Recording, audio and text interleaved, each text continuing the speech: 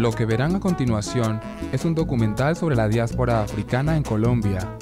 Nuestras huellas en la construcción de país tienen un valor simbólico como referente de tradición, memoria colectiva e identidad. Por esta razón, son valoradas como un activo social que debe ser conservado, transmitido y protegido. Esto incluye nuestras formas de organización, nuestra conexión ancestral con el territorio, sin el cual nunca nos podemos imaginar la paz. Tenemos un sistema de salud autónomo, natural y comunitario, legado de tradiciones vivas, cuya salvaguarda asegura el traspaso generacional del conocimiento. El reconocimiento de las prácticas ancestrales y la sostenibilidad ambiental en el emprendimiento posibilita desarrollar articulaciones y fusiones entre tradición y dinámicas identitarias de las nuevas generaciones.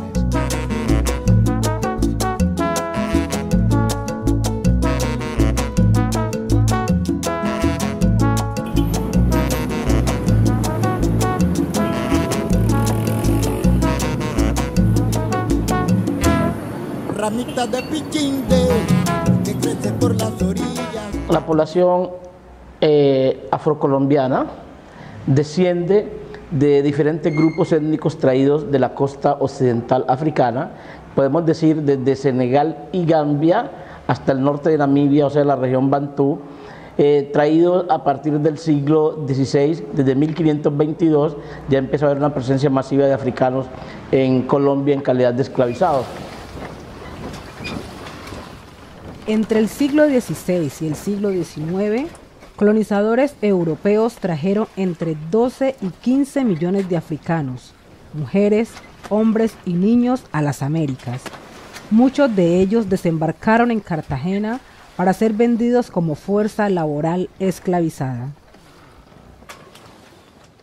Empecemos que entre el siglo XII y el siglo XVI, los países de África Occidental venían teniendo un desarrollo autónomo. Los dos imperios más grandes, de los cuales siempre se habla en el occidente africano, es el imperio de Malí y el imperio de los Zulu, cuando Chaja asume el poder, Chaja Zulu. Entonces fueron dos grandes imperios y eso fue una dinámica también que fue aprovechada por los portugueses primero y después por todos los países europeos que fueron al continente de explotar las guerras entre diferentes grupos étnicos para que le vendieran parte de los prisioneros. Entonces luego aparecen unas verdaderas estructuras de guerra, unas maquinarias de guerra, unos estados negreros que se especializaron en capturar africanos para el comercio. Esto estamos diciendo, más o menos en el siglo XVII, ya es bastante claro la existencia de estos estados negreros y sin esa participación de los africanos, entonces tampoco la trata hubiera alcanzado la dimensión que alcanzó. A los prisioneros que trajeron de África a esclavizarlos acá, tenían una serie de conocimientos y de saberes que fueron útiles, para el sistema. El sistema aprovechó esos conocimientos y también fueron útiles para ellos poder sobrevivir acá. Luego se hace el cálculo de los que sobrevivieron a la trata, a la travesía atlántica. Habían ocasiones que un barco podía salir con 500 prisioneros y llegaba a Cartagena de Indias con 100 prisioneros. Y entonces la bodega del barco negrero era un espacio inmundo y pestilente que se reproducía todo el ambiente de la pestilencia porque no había ventilación ni iluminación. Ahí se vomitaban, se mareaban, se vomitaban, orinaban, hacían todas sus necesidades y por eso muchos prisioneros, cuando periódicamente los sacaban a cubierta a lavarlos, que era una tortura, preferían botarse antes de continuar el viaje.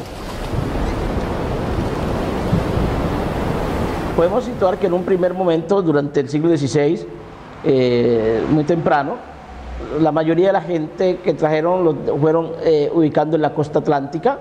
Luego nosotros vamos a encontrar que es alrededor de Cartagena de Indias que se va formando todo un circuito de poblamiento con las minas. Primero empiezan a poblar el Chocó, los esclavistas caucanos, trasladan sus cuadrillas desde el Cauca hacia acá y ya por último, digamos, ya en el siglo XVIII, muy temprano en el siglo XVIII, entra en explotación la nueva frontera minera, se abre la frontera minera del Chocó. Los pueblos surgen alrededor de los reales de mina ¿Ve? Entonces son como las rancherías, el rancho donde están próximo a la mina. Cuando esta gente se liberta por uno u otro método, lo que hace es irse lejos de Quibdó y de Novita, que eran los dos sitios poblados más importantes, para recuperar su libertad, recuperar sus tradiciones. Entonces una característica del poblamiento chucano y del Pacífico en general es de carácter disperso, porque la gente se iba lejos de los centros poblados para evitar ser recapturado, como una estrategia de libertad.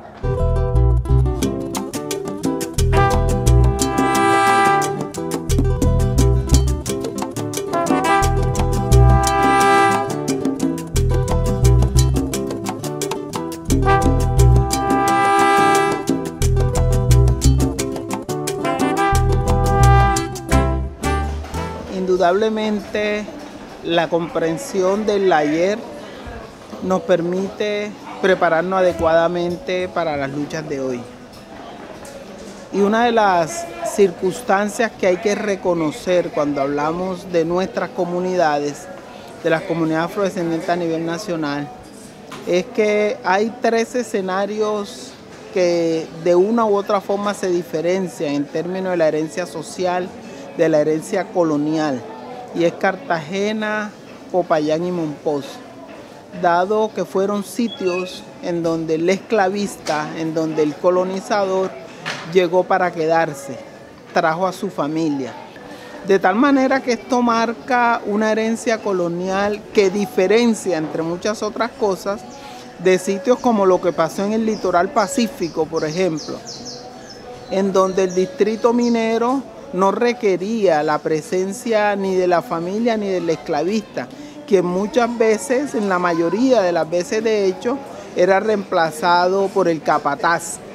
De tal manera que las comunidades que estaban en la parte alta de los ríos, que estaban incluso en la parte media, tenían un grado de movilidad, de recreación cultural mucho más amplio que el que se podía tener en Cartagena o el que se podía tener un esclavizado o esclavizada en Mompox.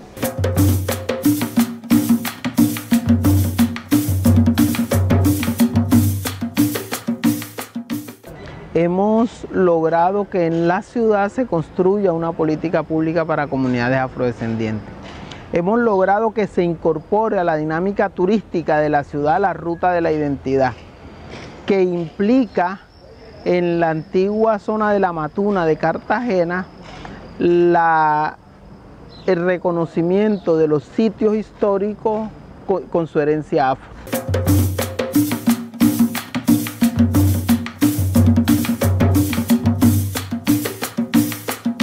Yo vengo de una tierra fértil, donde calienta el sol, donde la alegría de su gente se confunde con su sudor.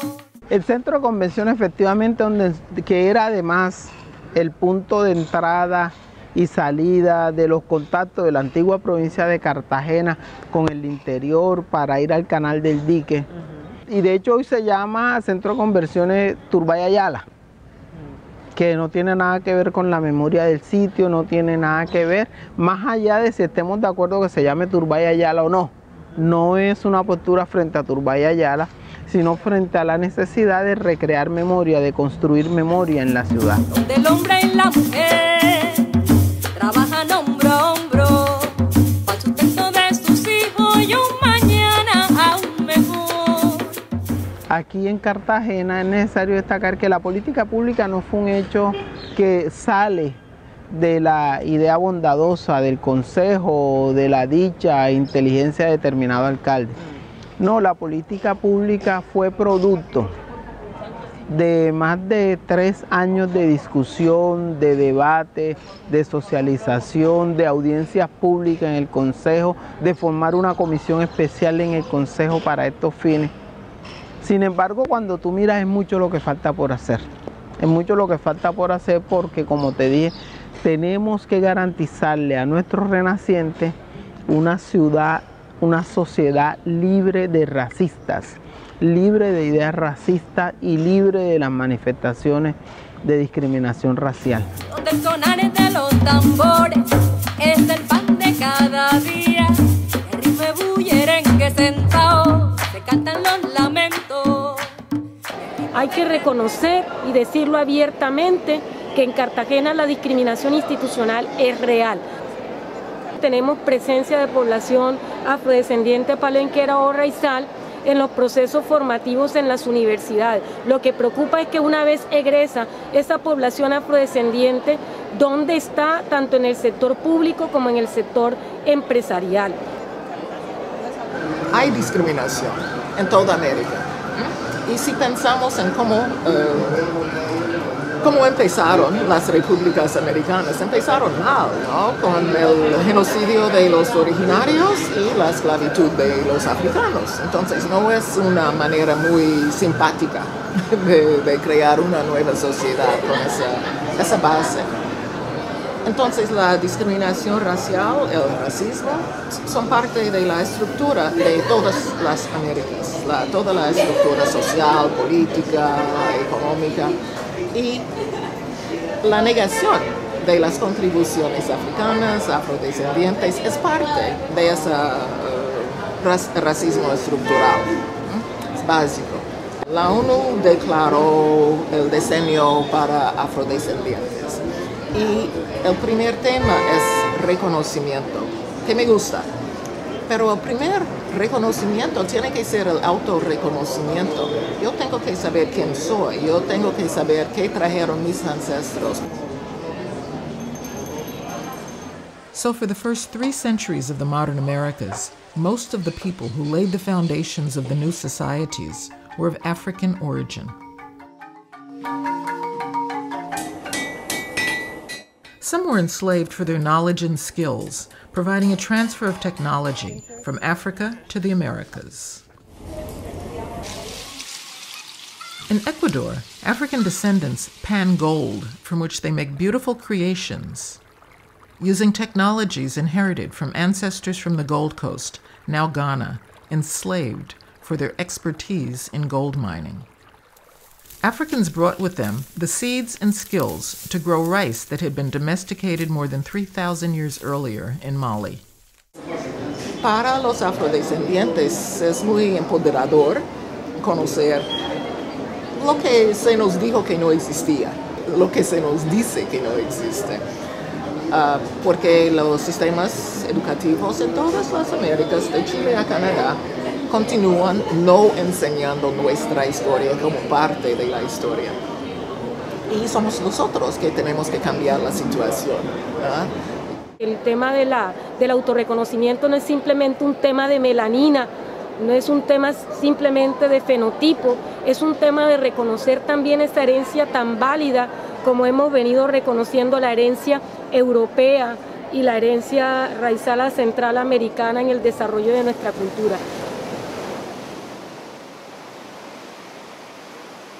Bueno, creo que el sueño no solamente mío, sino de todas estas comunidades es que realmente tengamos un espacio político verdadero, un espacio en donde podamos hacer sentir nuestra voz y nuestros derechos se respeten. Estamos trabajando sobre eso, estamos en el 4º año del decenio afrodescendiente, y se ha trabajado, se ha enfatizado mucho en el reconocimiento.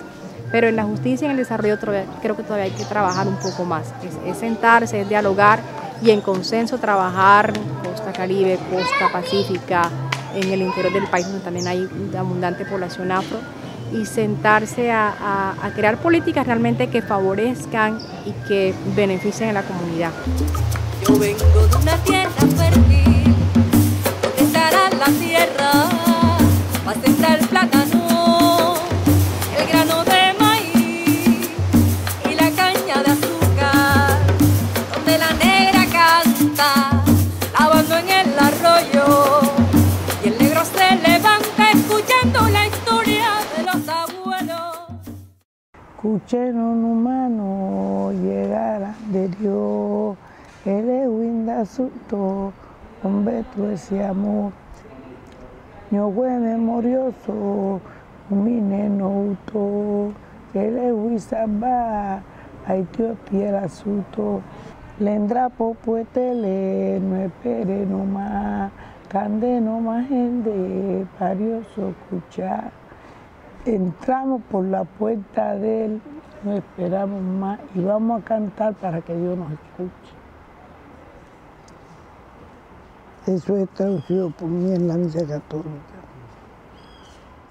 De acuerdo a la normatividad afro, la ley 70 como tal, nos da la posibilidad que nosotros podamos hablar de una educación propia o etnoeducación, que es una educación que consiste en formar de acuerdo a las manifestaciones que tiene la comunidad y de acuerdo a la conmovisión que tiene la comunidad. Es decir, palabras más, palabras menos, una educación propia, una educación, una formación que sea acorde a nuestro contexto y acorde a nuestras manifestaciones culturales. Lo que también tratamos de percibir es que lo que se dejó de contar y que nunca se va a contar en los otros libros, nosotros podamos contarlo y podamos decirle a nuestros niños y niñas. Y es decirle que al mismo tiempo como fue importante Simón Bolívar, también nosotros tenemos nuestro líder que es Benko Bió, que luchó y nos libertó. Entonces ese es el espacio un poquito que tenemos para decirle a los niños, a nosotros los palenqueros, la importancia de nuestra diáspora y la importancia del negro para el mundo. Podemos decirle a nuestros jóvenes ahí la importancia del primer negro que hizo el trasplante de corazón, un sudafricano, y es ahí donde tenemos esa herramienta de contar los que nos dejaron de contar.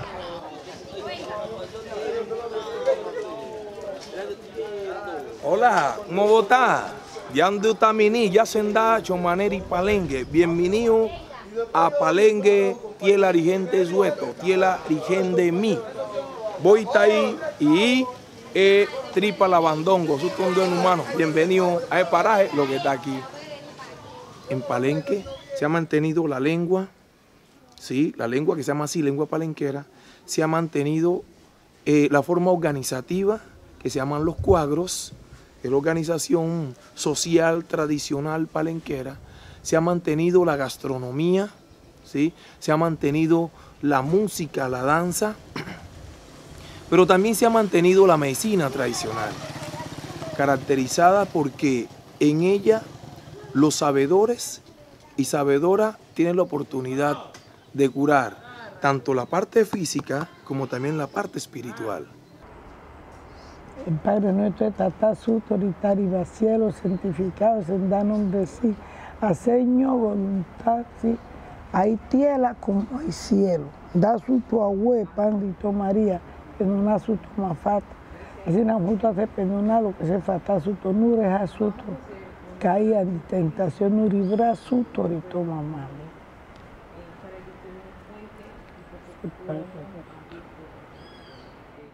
Y si nosotros nos unimos, nosotros tenemos cómo mandar un presidente que sea como allá en Estados Unidos. Obama fue presidente. Y nosotros uniéndonos acá podemos mandar un presidente afro también a la presidencia.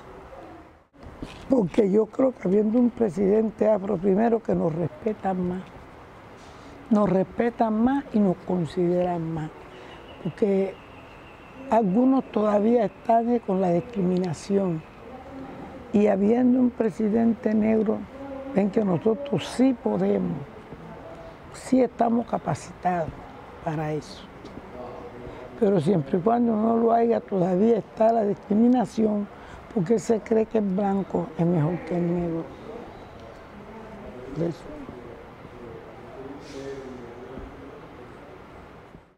Libertad, libertad, ¿dónde está esa libertad? Libertad, libertad, ¿dónde está esa libertad? Libertad, libertad, ¿dónde está esa libertad? Libertad, libertad. No, pues el río de Trata es un río muy principal y muy importante. Muy principal y importante en el sentido de que este río es de mucha agricultura y muchos afluentes y todo es de agricultura, minería, maderero, entonces es un río muy productor. El comercio de aquí todo anteriormente venía de Cartagena, las lanchas venían de Cartagena hasta aquí. Este río fue navegable toda la vida, lanchas grandes, 200, de 300 toneladas. Aquí se reunían las 7 lanchas, aquí en ese, donde es el mercado, allá era el puerto oficial.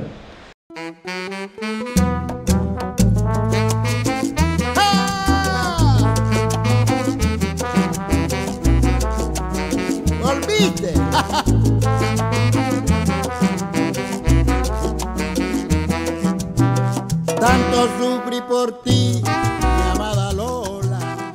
En el muelle de los Pegasos de Cartagena había, por lo general, entre 15 y 20 embarcaciones que todas iban al atrato. Buques de carga y pasajeros. Entonces, si querías viajar a Quibdó, simplemente llegabas al puerto, comprabas tu tiquete y tenías un camarote y listo. Al día siguiente partía el buque, ¿no? Históricamente, Quibdó significó el renacer de Cartagena. La relación comercial de Cartagena con el atrato trajo una nueva vida a la ciudad después de casi 100 años de decadencia. Negocios del oro, plátanos, madera y la venta de productos de la sociedad moderna, digamos, desde Cartagena hacia el atrato.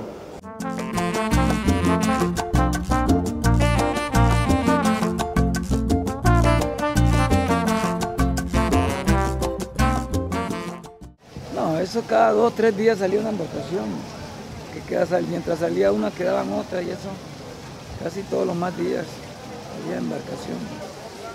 No había competencia porque cada quien tenía su destino y las de Cartagena, con lo que fuera, si había pasajeros, había carga, se iban. Y uno también, había tiempo si había carga, pasajeros, si no se iba con la propia uno. La más afortunada que tenía sus clientes iba más cargada, la otra iba con menos. Pero todas salían casi cargando.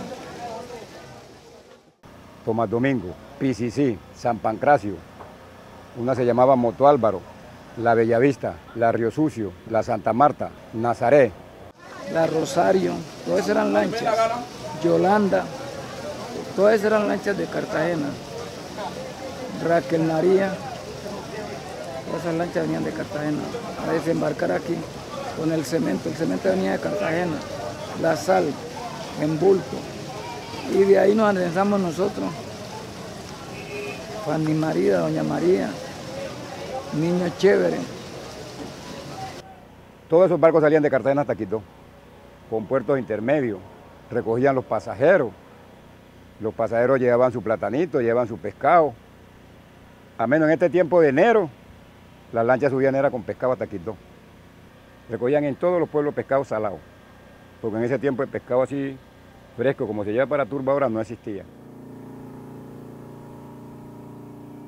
Las 2 lanchas, mientras la una venía subiendo, la otra iba bajando. Con plata, sin plata, nosotros no dejamos pasajeros, nunca. Entonces se prestó unos servicios muy meritosos. Que la boca de la Juan Escolio lo iba a comer una salsa.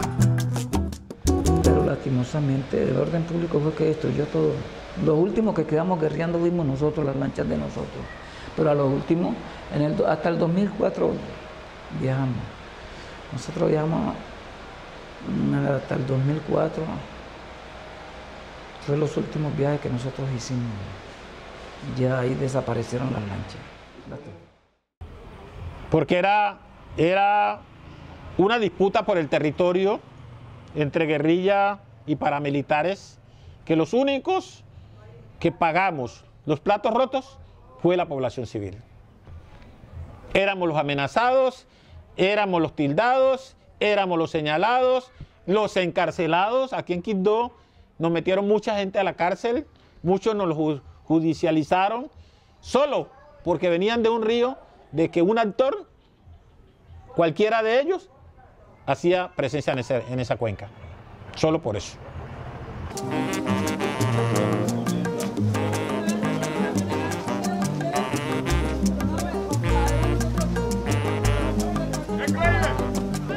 A nivel de que se perdieron las lanchas, entonces ahora ya todos los que tienen, al menos los que son madereros y ya plataneros, pues inventaron. Anteriormente eran, como le digo, lanchas, no habían estos botes, unos botes pequeñitos ahí de pasajeros, ¿sí? Pero esos botes no los habían en ese tiempo. De las lanchas apenas eran las lanchas de carga y pasajeros. No existían esos botes. Ahora, la madera sigue siendo un gran negocio todavía, ¿no? Con todos los problemas de seguridad, de transporte, etcétera. La madera que se usa en Cartagena proviene en un 90% del río Atrato. El comercio marítimo de esa ruta ha sido manejado por afrodescendientes, es 99%. capitanes, tripulaciones, varios empresarios también, ¿no? Entonces fue nuestra vida de trabajar en ese medio, la navegación. Nos ganamos pues el querer de la gente, porque para uno ganarse la gente tiene que dar uno cariño, dar aprecio, servicio. Y nuestro servicio fue muy propio en el atrato, con plata, sin plata, nosotros no dejamos pasajeros.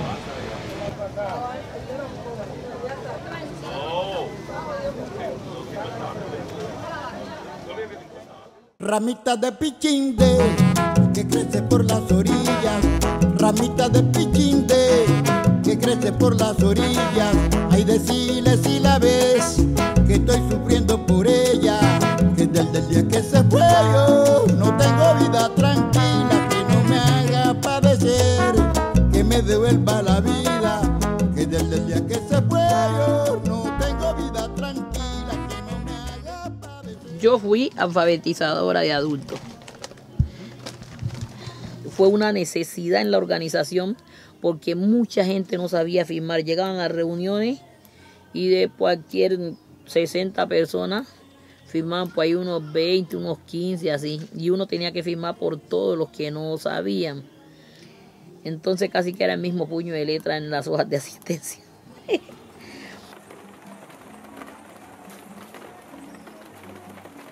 Yo me metí, yo tenía 12 años cuando inicié en ese proceso.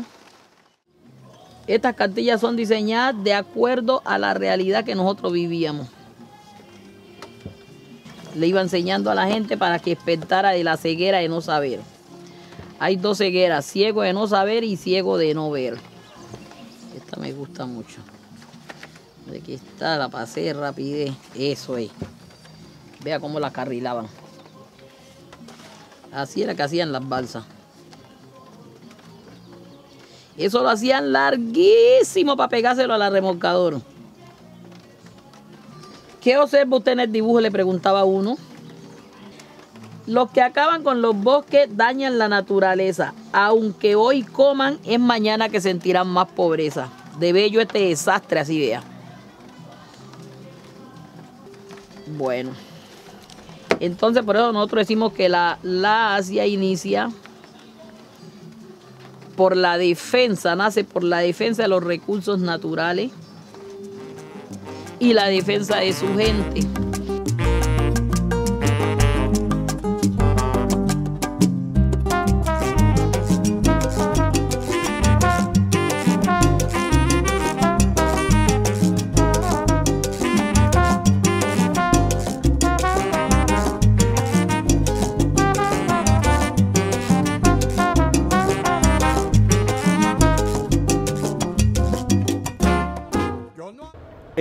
Para la década de 1982, estos territorios se consideraban territorios baldíos, o sea, territorios que estaban desocupados, y que territorios baldíos eran de la nación. Entonces el Estado, el gobierno, podía disponer de cualquier manera, libremente, sobre lo que aquí pudiera pasar. Entonces el gobierno, ¿qué se le ocurrió? Como se suponía, entendía que aquí no había negros ubicados en toda esta región del Medio Atrato, entonces el gobierno dijo, bueno, listo, vamos a entregarle esto a Triples Maderas de Pisano y a Maderas del Darién, para que exploten todo el río Atrato desde su nacimiento hasta el Golfo de Urabá. Teníamos la presencia de empresas madereras en el Bajo Atrato, caso concreto Maderas del Darién, Maurabá, Cartón Colombia. Ya habían llegado inclusive a hacer estudios, a marcar árboles, a hacer concientización de la importancia de la empresa, la cual nosotros entonces contrastamos la realidad, analizamos lo que estaba pasando en el Bajo Atrato y en otras regiones del país y dijimos no, con nosotros no puede ir este sistema porque realmente es un sistema que lo que hace es prácticamente esclavizarnos y ponerlos al servicio de ellos y seguramente en nuestras comunidades van a terminar sin los recursos naturales cuando es el medio de subsistencia que nosotros siempre hemos tenido para la vida. Los pasos que se dieron a partir de ese momento fue, lo primero, organizarnos, empezar, gracias al equipo de la diócesis, al equipo claretiano de la diócesis. Considero hasta hoy al padre Gonzalo de la Torre como el gran maestro que nos enseñó a todos, pues una manera práctica cómo aplicar lo que en teoría todos habíamos leído y aprendido de las comunidades eclesiales de base, de la teología de liberación, de un compromiso social que debe abarcar también lo político. Estábamos dando talleres de organización para animar a la gente para que iniciaran un proceso organizativo más sistemático, más en forma. Y en la comunidad de Buchadó, en el año 88, se convocó un gran encuentro donde Corechocó firmó, con el aval también de la gobernación, firmó un acuerdo que otorgaba a las comunidades el manejo de los recursos madereros en todo el medio atrato. Entonces se llega a ese acuerdo de darle 800.000 hectáreas de tierra a la Asia, pero como áreas de manejo especial. El acuerdo de Buchadó, ¿qué nos dice? Corechocó, para dar unos permisos en la zona de influencia del medio atrato, tiene que ser en concertación con las comunidades. O sea, ya veníamos hablando de consulta previa, pero no sabíamos, eso no existía. O sea, ya veníamos, son cosas que estaban en el imaginario y que poco a poco fueron dándose. Poco a poco se fueron dando, como se dio lo de la titulación colectiva. Y sigue uno con la lucha y siguen con la lucha y en reuniones va y reuniones viene y discutí cosas. Y cuando sale Nevardo Perea. Mi gente, ¿por qué no pedimos un título colectivo para que eso salga de una vez en un solo documento? Porque nosotros, entre nosotros conocemos y sabemos qué es lo que le pertenece a cada quien y con quién limita.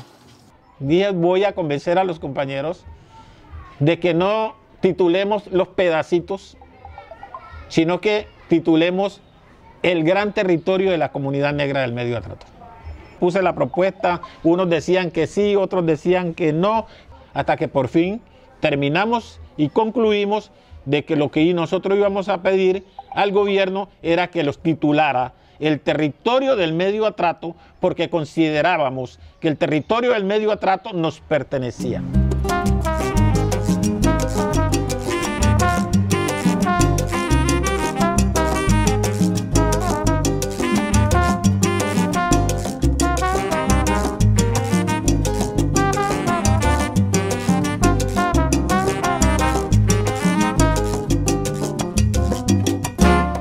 Entonces estaba ese gran problema. ¿Qué hacer para crear una ley sobre titulación de tierras para las comunidades afro?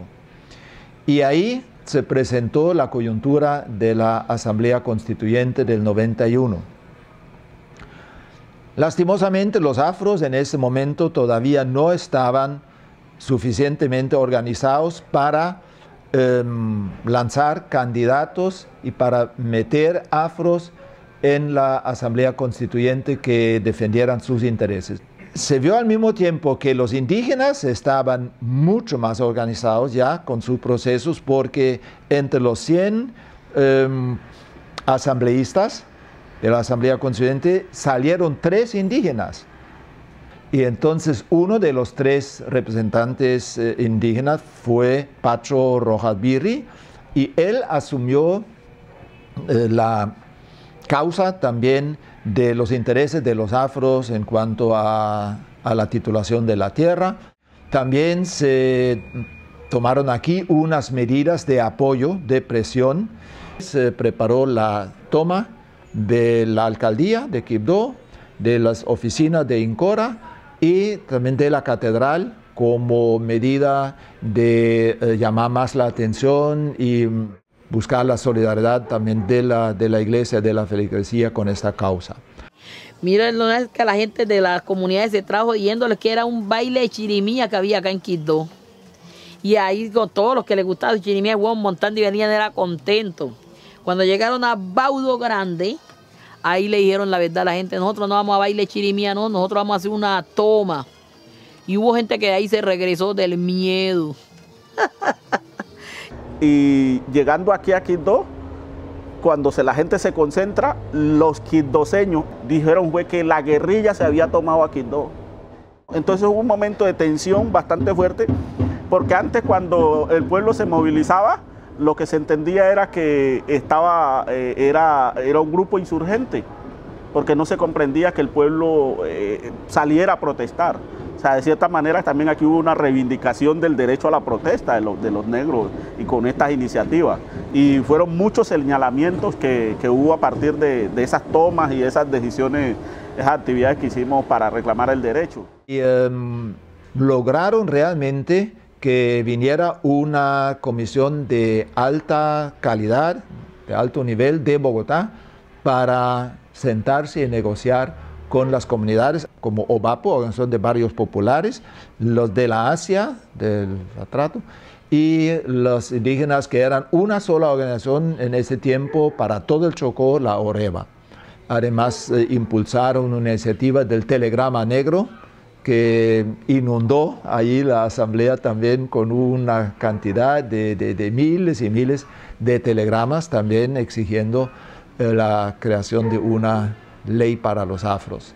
Entonces eso se logró en la Constitución, quedó el artículo transitorio 55, que ordenaba que en el transcurso de 2 años se tenía que crear una ley para las comunidades afro.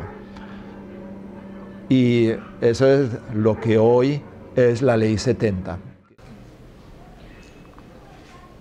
Los políticos y los comerciantes que vieron afectados sus intereses por el proceso organizativo empezaron a acusarnos de comunistas, hasta de guerrilleros. Nosotros estuvimos mucho tiempo aislados a nivel eclesial.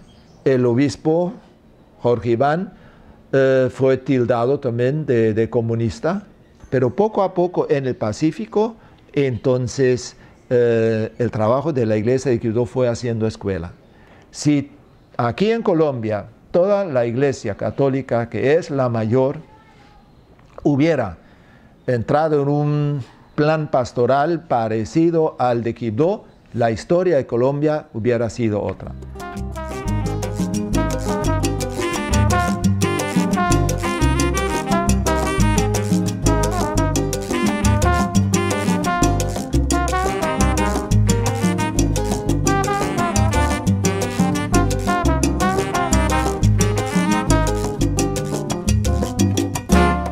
Yo no hago casa en la orilla porque todo se está derrumbando.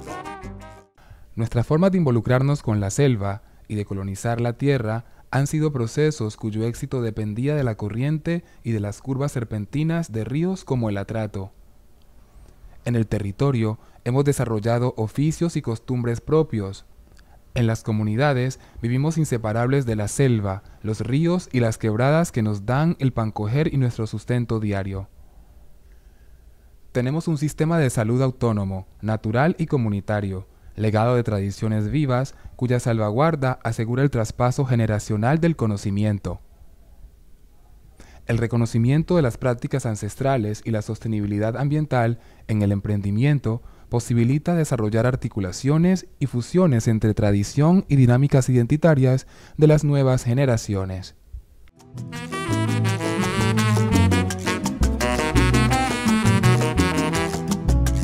Señores, voy a contarles lo que le pasó a Netolio.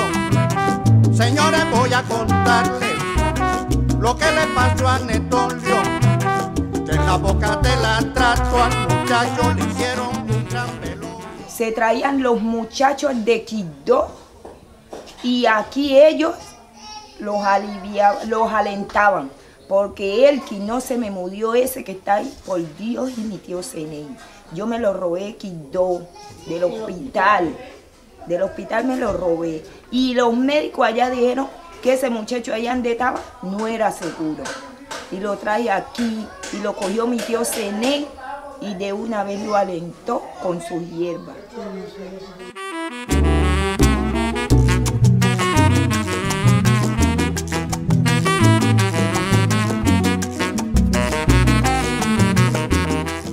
Hoy, en países como China y en la mayoría de los países africanos, están orientadas a mezclar las dos medicinas, se complementan, la occidental y la tradicional.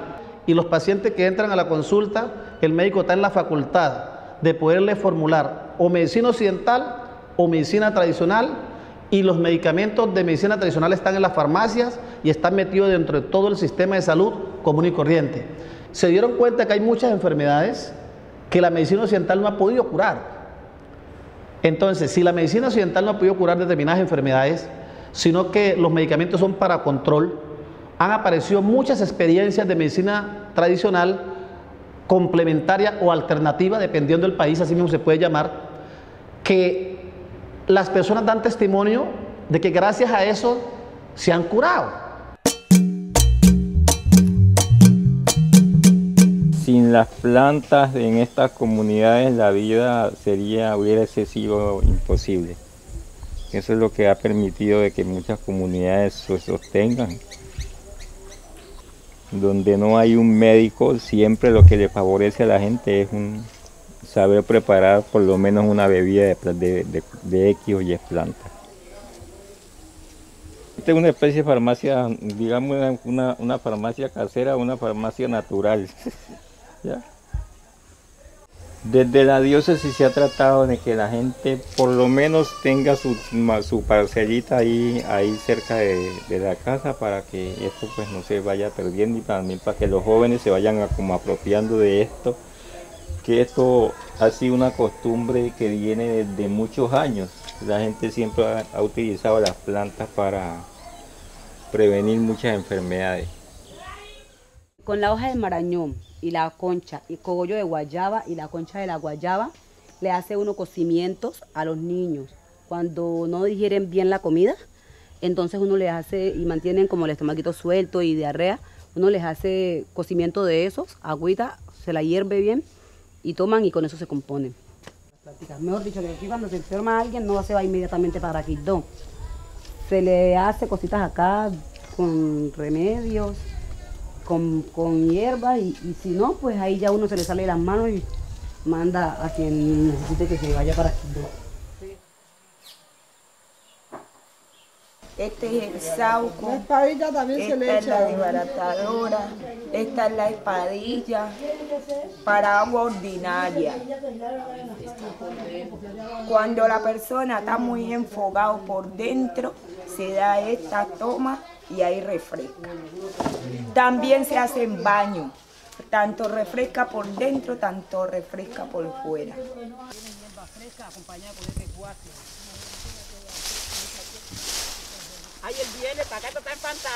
Este es el guasín, este es el que utilizamos para cortar la fiebre, ¿verdad?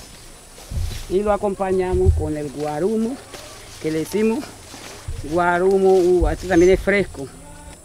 Y se juntan aquí con la otra hierba que le mostramos, que la desbaratadora y la chicoria, todas esas hierbas se utilizan.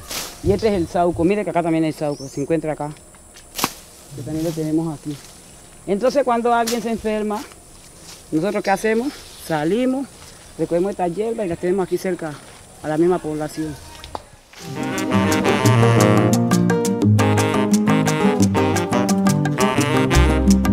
Flor de muerto, y biche, Cañagria y espadilla. Y espadilla para curar la lombriz.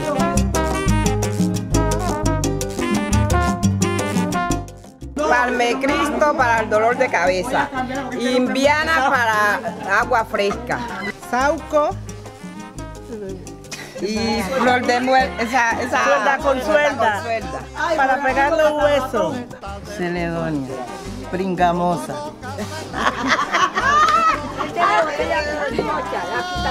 No quiero que a mí me pase como a mi primo Juan Romaldo. No quiero que a mí me pase como a mi primo Juan Romaldo. La choza de Juan Romualdo todita se la llevó el agua. La choza de Juan Romualdo.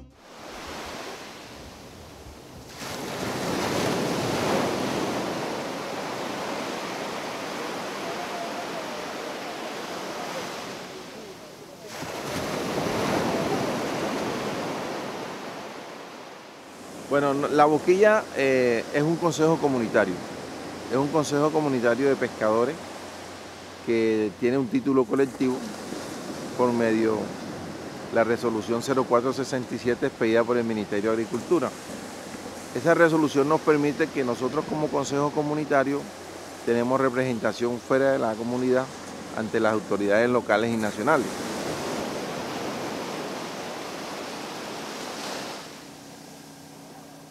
Claro, uno lo coge y lo pone a sancochar y lo expulga y lo hace rebotillo con huevo. En Barranquilla le dicen en Barranquilla con lisa. Sí. Allá le dicen lisa, acá nosotros le decimos chango. Y hay tres diferentes, está el lebranche y está la anchoa. Ese día que me encontré el billete, cogí una mamá anchoa así, salieron dos potas bien tablúas. ¿Vale?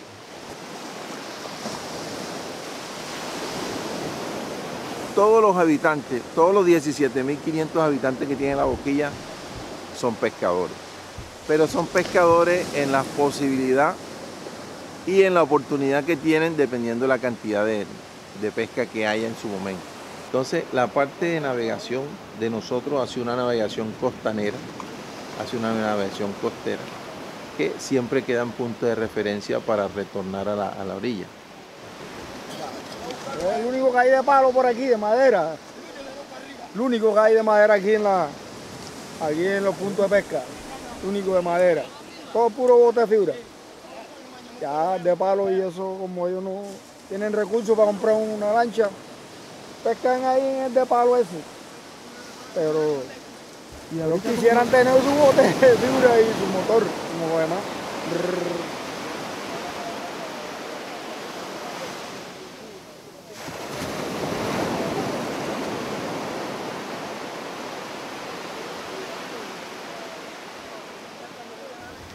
La Casa Museo es una réplica de las primeras casas que fueron construidas y ocupadas por los colonizadores de la comunidad hace más de 2 siglos.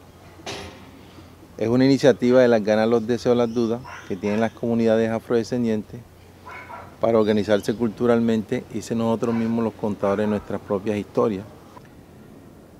La finalidad de la Casa Museo es coleccionar, conservar, exhibir o interpretar todos aquellos objetos que hacen la vida del hombre dentro de la comunidad. Queremos que se dé una resignificación de los espacios, objetos, prácticas cotidianas ligadas a la pesca como uso ancestral de producción y sostenibilidad. Yo vengo de una tierra fértil, donde estará la tierra, va a sembrar el plátano.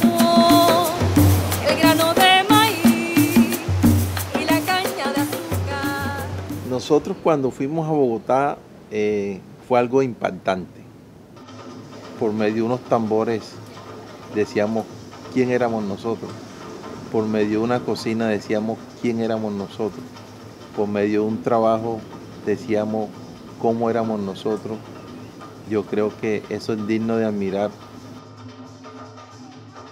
Aquí dejamos claro quiénes son los habitantes de la comunidad de La Boquilla, de qué estamos hechos, y somos un pueblo de pescadores orgullosas y orgullosos de nuestros ancestros y sobre todo de lo que somos hoy en día.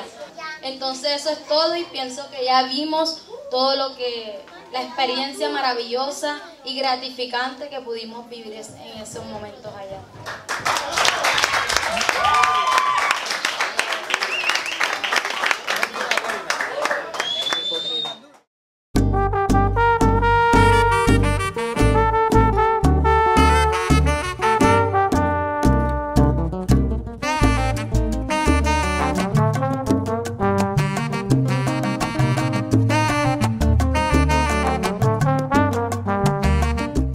antes de hacer los helados, estábamos haciendo otros productos, pero siempre con la misma visión de que fueran con productos de la biodiversidad, con frutas. Entonces estábamos haciendo los chis con los plátanos cuadrados, plátanos silvestres. Hicimos los bolis o vikingos con frutas de acá, con borojó, con badea, con guayaba agria. Y posterior empezamos a hacer yogur, pero era un producto que se vendía puerta a puerta, llamada. Entonces yo le dije a mi esposa, vamos a darle más valor agregado a ese yogur que hacemos y hagamos un helado de yogur. Y ella una mañana nos dice, ve, tengo el nombre, Nativos.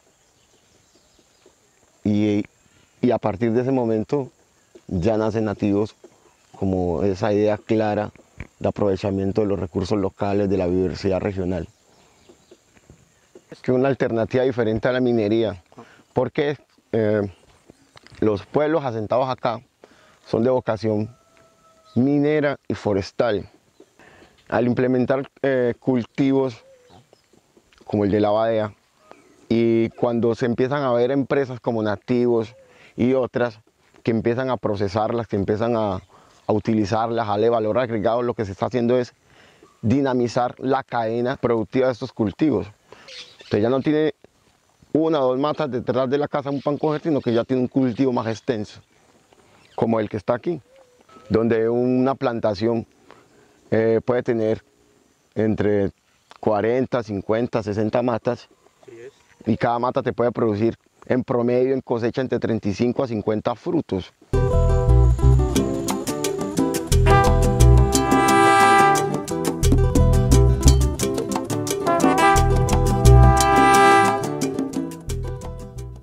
Al día de hoy tenemos 8 personas que le estamos ayudando, la mayoría son mujeres, trabajadoras, madres de cabeza de familia, y además hay otros puntos indirectos que son personas que lo revenden en la calle, que son alrededor de 5 personas más que están en los carritos, que están en los colegios, que están en la calle. Y estamos mandando el mensaje que hay cosas más interesantes que el oro, que son renovables, que dejan menos impactos al medio ambiente.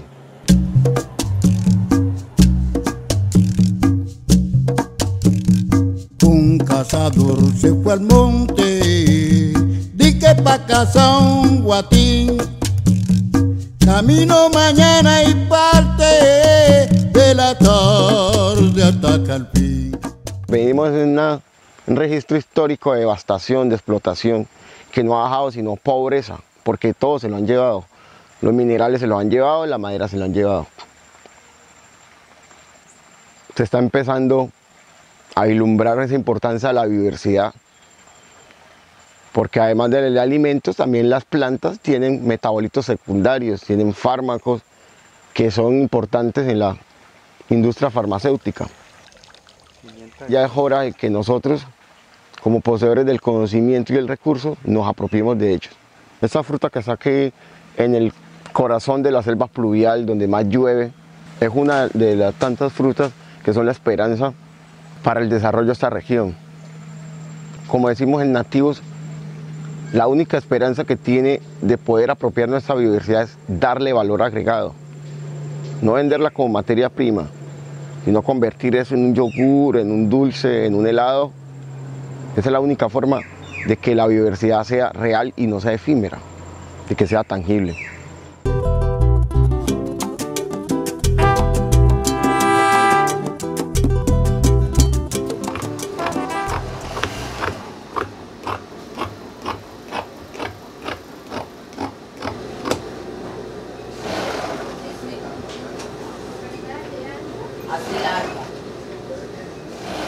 Arte y Joya nace de juntarnos unos artesanos, artistas manuales, pintores, diseñadores, confeccionistas, para crear trajes para las fiestas de San Pacho. Y nos definimos como un emprendimiento de almas creativas, porque nosotros lo que hacemos son lienzos en blanco a través de los productos y los volvemos y les damos forma, les damos contexto, les damos color, les damos texturas, les damos vivencias, les damos alegría, les damos tristeza. Y es así que el alma de cada uno de los que trabajan en estos procesos queda impregnado en cada producto que se hace. Por eso decimos que somos un emprendimiento de almas creativas. La gente dice, bueno, ¿y ustedes cómo hacen para cada año diseñar? Cada año creamos un cuento, creamos una historia. Por ejemplo, las fiestas de Zampacho y todas las fiestas de los municipios que trabajamos nos dicen el tema de este año es tal, y basado en ese tema empezamos a hacer toda una historia de diseño, contando, haciéndole homenaje a todas esas personas que intervienen en la construcción del territorio y que han sido las personas que nos han permitido estar hoy. O sea, reconocemos nuestra ancestralidad africana, nuestra ancestralidad negra, para diseñar y valorar todos esos aportes que ellos han hecho hacia la cultura. Por ejemplo, este año las fiestas de Zampacho son como homenaje a la mujer negra. Y en uno de los escritos de la historia de diseño decimos, queremos homenajear a todas esas mujeres negras invisibles que a través de los años han construido las fiestas de Zampacho de paz y bien.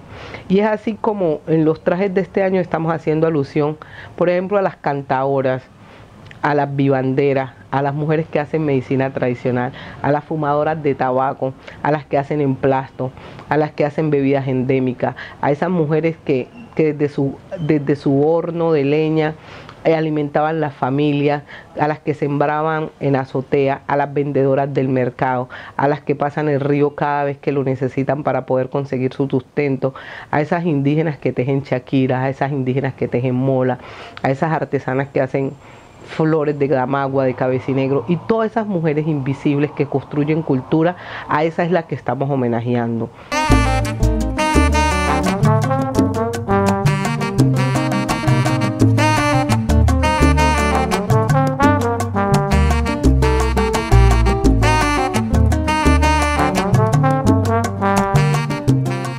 Cada año investigamos, por ejemplo, este año conocimos el cuento de Doña Rifá. Doña Rifá era una señora que vive en la Yesquita, que desencajaba a los hijos y curaba el ojo. Entonces nos mostraron dónde ella curaba el ojo, y entonces era con un plato, con una peineta, con el agua bendita, con el biche, y toda esa ancestralidad que poseemos, todas esas cosas son las que plasmamos en los trajes y lo contamos a través de un vestuario. Y mucha gente ve el desfile, pero no entiende a veces qué es lo que está diseñado. Entonces, gracias a ustedes de poder contar esto, porque mucha gente no sabe qué hacemos realmente aquí en Artijoya. Creen que hacemos trajes y nosotros no hacemos trajes. Contamos historia a través de los trajes. Asociados somos 20 asociados. De los 20, 12 trabajamos en la asociación tiempo completo, o sea, estamos los 12 y a veces llamamos a otros y se les paga por actividad. En temporada alta, que ya empieza el otro mes, julio, agosto y septiembre, que es la época más dura, nosotros llegamos hasta hacer 130 personas. Para Zampacho este año estamos programando hacer 1110 trajes, y para hacer esos trajes con todo ese volumen que queremos ponerle necesitamos mucha mano de obra. No solamente trabajamos en Artijoya para las fiestas de Zampacho, tenemos otros productos, y uno de los productos bandera de Artijoya es la artesanía, donde preservamos la materia prima. Nosotros hemos trabajado muy duro para lograr planes de aprovechamiento forestales con comunidades indígenas que son las extractoras de la materia prima, para conservar el bosque, para que pueda haber materia prima natural y diversa desde la selva chocuana para el mundo. Esta es la primera vez que yo vengo a solicitar el proyecto de parte de Damagua, y vamos a ver si nosotros vamos a adelantar el trabajo que nosotros estamos haciendo. Si la comunidad no acepta, pues ahí yo tengo que comunicar a Joana que la comunidad no acepta eso. Si la comunidad acepta, entonces ya voy a comunicar a Joana que sí, que era de acuerdo a la comunidad, y vamos a trabajar como hermanos, con manos cogidas. La damagua es una corteza de árbol, es la cáscara del árbol. Antes para poder utilizar la damagua se tumbaba el árbol, ahora la damagua se utiliza dejando el árbol en pie. Estamos solamente esperando que la Corporación Autónoma nos entregue el permiso de movilidad de fibra y nos valide el plan de manejo que hicimos. Y yo creo que si invertimos en todos estos proyectos de emprendimiento desde los saberes ancestrales, desde nuestra tradición, podemos lograr competir en los mercados, porque es un plus que nosotros tenemos.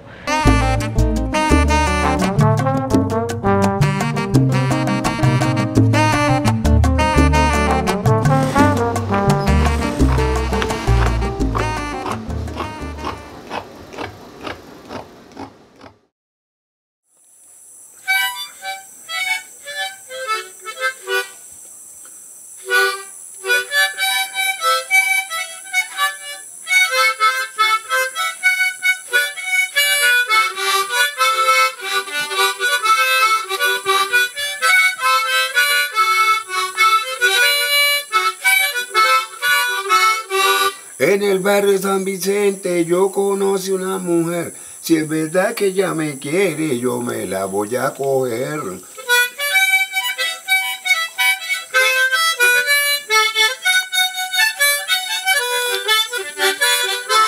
En el barrio de San Vicente yo conocí una mujer.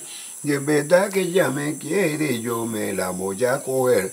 Porque esa linda mujer me tiene muy entusiasmado y estoy tan enamorado que no sé qué voy a hacer. Yo no sé qué voy a hacer. Yo no sé con esa mujer. Yo no sé qué voy a hacer. Yo no sé con esa mujer. Yo no sé qué voy a hacer. Yo no sé con esa mujer. Yo no sé qué voy a hacer. Yo no sé con esa mujer.